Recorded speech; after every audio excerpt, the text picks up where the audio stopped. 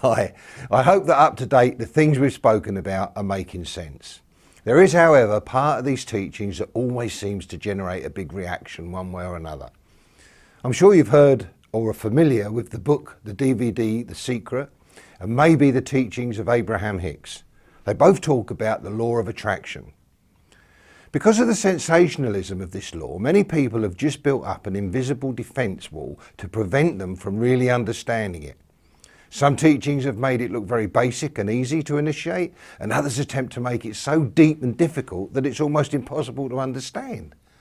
Now, I will do my very best to take away all the mumbo jumbo and just discuss this law in a very simple way. So not only will it make more sense to you, but it will enable you to use it in conjunction with the other parts needed to manifest your goals. Here goes. Very simply, the basic premise of the law of attraction is like attracts like. The problem is, though, that the attraction is created by the signals that you send out, and there's always confusion by people in determining exactly what signals they're sending out. Whatever you focus on attracts more of the same. This is a great quote from Buddha. All we are arises with our thoughts, but with our thoughts we create our world. But I would like to add that thoughts coupled with action create our world. If some things challenge you, just accept them for now. Otherwise you could get bogged down, and something later on may just be the bit that makes sense to you and brings everything together. The biggest problem people have at this point is to decide what a desire is. It gets confused with want, or wow, that would be nice, or I wouldn't mind one of those. As Wally says in The Science of Getting Rich, we all have those feelings, and we need to stay focused on something to the extent that it can become part of the manifestation process. Dig deep to find what it is that you really want and what is your true desire to be, to do and to have in your life. Forming your vision is the real key to all these teachings. It is that picture and the feelings that you get from thinking about it that will give you the ability to stay focused.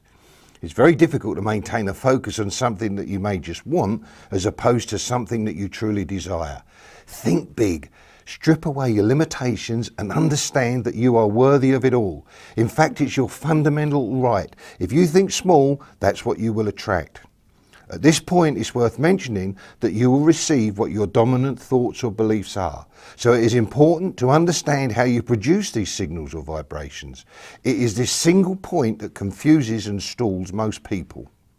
We're discussing here creating a vision of something you desire and making it so real that you can plug into it and see and feel it at will. Those signals of your visions have to be sent out with the utmost detail and also the absolute faith and belief that you will obtain them. Sending out the signal with underlying doubt about whether or not you are going to achieve things will just confuse and possibly negate the signal. If that doubt is strong enough and contains some inbuilt thoughts such as, I could never do that, or I'm not worthy of that, these things become a self-fulfilling prophecy because they are actually your dominant thought. You'll be able to recall, I'm sure, times in your life when things happened that show you the power of your dominant thoughts and your feelings. It is the premise behind the sayings, the rich get rich and the poor get poorer. They're both just mindset beliefs, and both can change if the person's mindset changes. Even just over short periods, sometimes you will experience the amazing power of allowing your mind to guide you. For example, if things are not going too well, you could do something that takes your mind away from your problem. Possibly go to a concert, watch a film, or just read a book.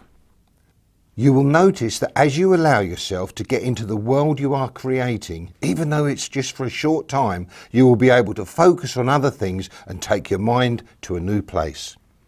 I'm sure that you've also experienced having something so major affecting you that, for example, when you try and watch a film, you are not absorbing the content and it doesn't make any sense. The problem you have is dominating your mind, and even though you're watching the film, you're not taking anything in and it doesn't make any sense. That is exactly what happens if you allow your beliefs to take over when you're sending out these signals.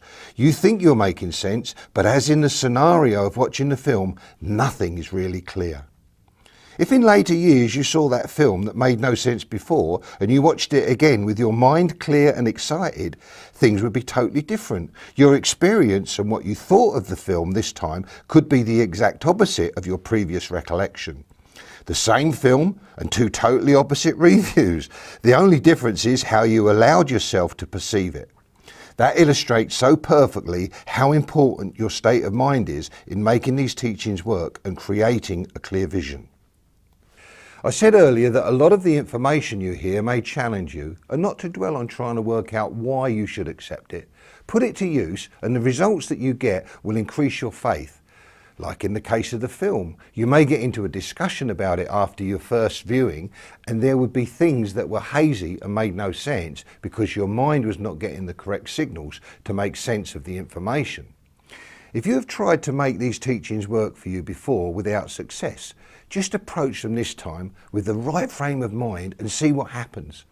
You may not realise this, but all your life you've been doing it subconsciously, but you are now going to learn how to channel the thought and creation process in a directed way.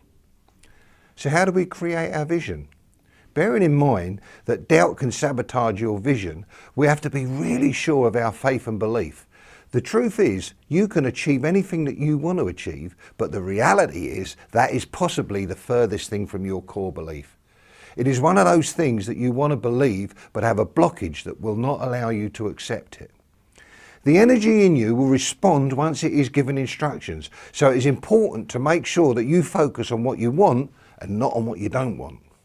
In my experience, when you're focused on what you do want, it seems to eliminate or at least diminish any negative or unwanted thoughts. Be really clear, you cannot transmit an image if you are not sure of it yourself. It would be like going into a restaurant and just asking for food and expecting the kitchen to produce exactly the type of dishes you like.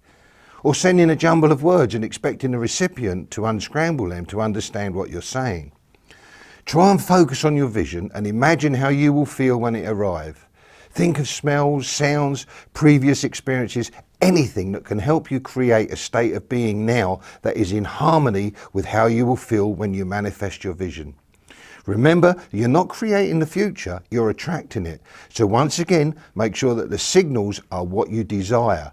The reason that you must have to be so careful about knowing what you want and then feeling the enjoyment of it is that you must be vibrating at the same frequency as the thing that you want to attract.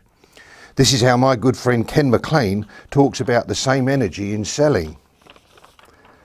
Look at all the crazy things people sell out there. To get people excited about what you are selling, you have to be excited yourself. Not a phony, but something that comes from your soul and also inspires you. If you aren't eager to share your product or service, how can you expect anyone else to respond to your sales pitch? And they won't if you're not genuinely excited yourself. Do you see how in every way we have to be totally sold on our emotion before we can transmit it to someone else? And that is exactly what you are doing, sending out a signal to attract the same emotion. The principle is this: thought is the first part of the creation. So nurture the thought, fill in the details, and the thought then starts to materialize, drawing substance to itself. The thought then manifests itself into reality. So the steps are thought, feeling, action, result. Everything we see in the physical world was first created with a thought. And if you are one of the "I'm interested but I have a few things to sort out before I can start" brigade, know this: there will never be a right time to start. This is a journey that you must take, just knowing where you're going, but being prepared to deal with any situations that arise on the way. No one can plan this journey for you, and no one will be able to tell you what might happen. This is your unique journey, and provided that you know where you want to end up and do everything that you can to move towards it, you cannot fail to get there. Well, there you go. Val and I will cover some of this in more detail in our comments video that we do after. So make sure that you check that one out. And the next step is one of my favourites, and we will discuss how to really anchor your gratitude and start seeing some amazing results. See you on the next step.